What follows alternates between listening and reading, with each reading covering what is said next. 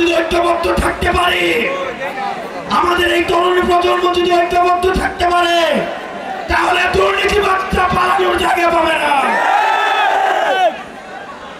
প্রিয় কিশোরগঞ্জবাসী, আমি আপনাদেরকে কিছু নসিহত করে যাব।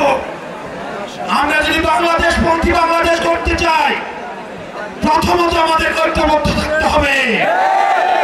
দুর্নীতির বিরুদ্ধে এনসিপির ব্যানারে, এনসিপিকে সাথে নিয়ে দুর্নীতির বিরুদ্ধে আমাদের ঐক্যবদ্ধ অবস্থান থাকতে হবে। নিজের বাবাও যদি দুর্নীতি করে, তাকেও ছাড় দেওয়া যাবে না।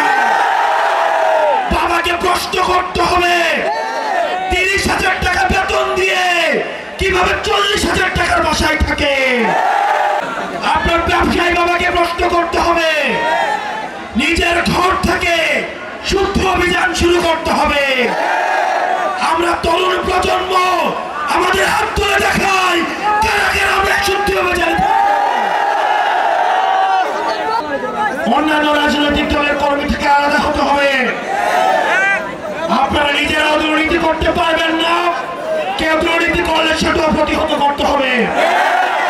নিজেরাও টেন্ডারবাজি করা যাবে না, কেউ করলে সেটাও প্রতিহত করতে হবে।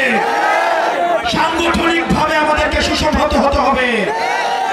এই প্রোগ্রামকে লক্ষ্য রেখে কিশোরগঞ্জের সবাই যেভাবে ঐক্যবদ্ধ হয়েছে, আমাদের সংগঠনকে এগিয়ে নিতে এই ব্যক্তিগত গ্রুপিং এর ঊর্ধ্বে উঠে কাজ করতে হবে। আমাদের কর্মীদের ঘামের মধ্য দিয়ে আমরা নেতা হয়েছি।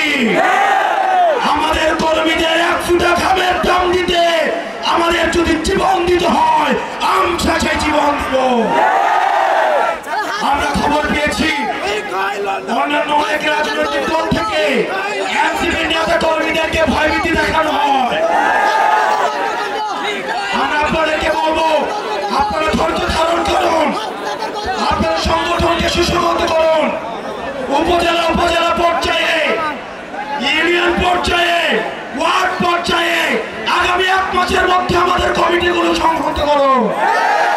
এলাকায় যত সুনাগরিক রয়েছে, বিশিষ্ট নাগরিক রয়েছে, প্রয়োজনে তাদের হাতে পায়ে ধরবেন। হাতে পায়ে ধরে এনসিপিতে নিয়ে আসুন। আমরা ভালো মানুষদের নিয়ে আমরা দল করতে চাই।